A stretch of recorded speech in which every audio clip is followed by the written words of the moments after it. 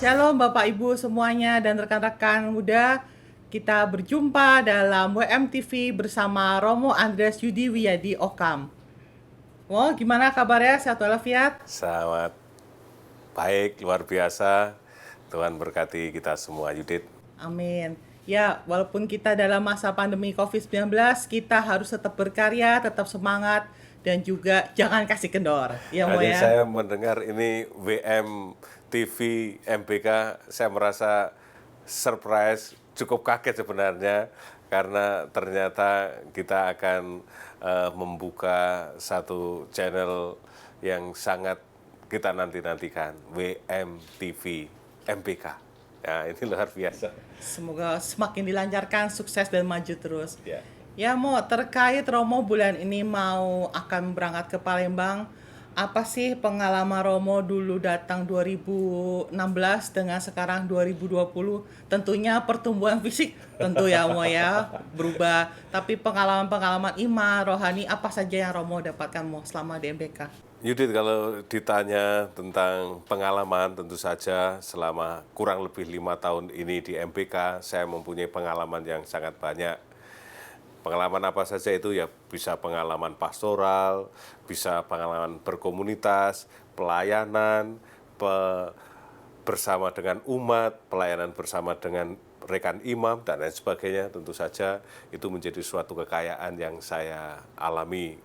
Nah, semuanya ada suka dan duka, itu menjadi suatu yang sangat manusiawi, sangat biasa.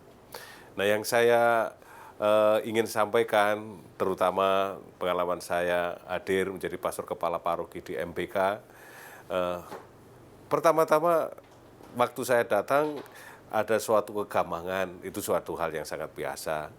Tetapi pelan dan cukup pasti ada dorongan dari umat, dari DPH, dari rekan imam yang sudah ada di MBK lebih dulu. Saya merasa dibesarkan hati saya untuk bersama-sama dengan umat. Dan memang perjalanan waktu mendidik saya juga, membuat saya juga mengerti, cukup mengenal karakter umat wilayah ini cukup berbeda. Misalnya saya juga pernah mendampingi wilayah 7 yang sekarang sudah menjadi wilayah 7 dan 16. 7 dan 16. Saya merasakan itu juga suatu wilayah yang punya karakter sendiri, selain dari umat yang bersekutu di sana cukup banyak, cukup besar, karakter-karakter orangnya juga saya juga cukup kenali dengan baik. Intinya sebenarnya umat Allah di MBK, saya kenali sebagai umat Allah yang sangat bersemangat, kreatif, dan juga mempunyai tanggung jawab yang besar. Apakah tidak ada kelemahan-kelemahan? Ya secara manusiawi ya ada.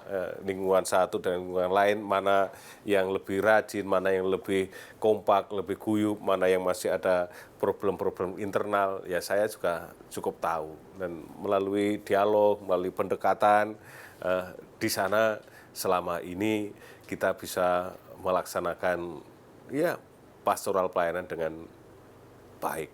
Saya kira itu. Ya, Mo, selama di BK pasti Romo kan tentu mempunyai pengalaman yang unik, mungkin yang menggugah hati atau menyayat hati. Ada nggak sih, Mo, di lingkungan atau wilayah kira-kira pengalaman tersebut? Ya, cukup banyak kisah yang saya dapatkan, saya alami. Pertama saya mengatakan begini, karena saya itu sebenarnya juga selain mempunyai waktu yang cukup terbatas, saya juga memberikan waktu saya untuk standby di kantor.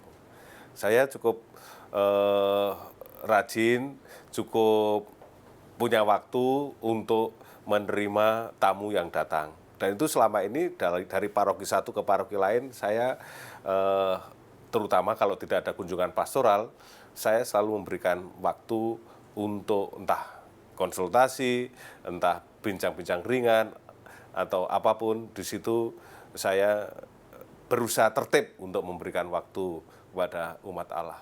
Nah, karena apa? Karena memang butuh ya situasi, kondisi, tempat yang khusus untuk bisa bertemu bersama dengan umat Allah selain melalui kupas.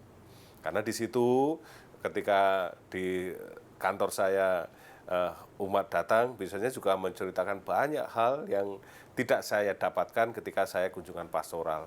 Karena sifatnya biasanya justru sudah lebih, ya dalam tanda kutip, permasalahan juga cukup serius, ya cukup serius, entah permasalahan keluarga, perkawinan, bersama permasalahan dengan anak, dan lain sebagainya. Bahkan juga ada permasalahan ekonomi, saya sering juga dapatkan. Nah di situ saya merasakan apa yang menjadi perjuangan umat, menjadi kegelisahan umat, menjadi bahkan beban umat yang mungkin itu tidak berani diceritakan atau diungkapkan dengan orang lain. Dan kepada pastornya berani sampaikan. Saya merasa itu menjadi suatu menjadi suatu kebanggaan, kepercayaan tersendiri karena umat menceritakan apa yang menjadi beban-beban atau permasalahan hidupnya. Sehingga di tengah kebisingan, kerepotan, beban berat di Jakarta yang seperti ini, ada semacam tempat untuk mengalami situasi yang lebih menyegarkan, meringankan, dan lain sebagainya. Orang diterima, didengarkan itu menurut saya menjadi suatu pengalaman dikasih. Karena terkadang sebenarnya saya tidak banyak bicara, hanya mendengarkan apa yang diceritakan itu menjadi suatu penghargaan bagi umat Allah.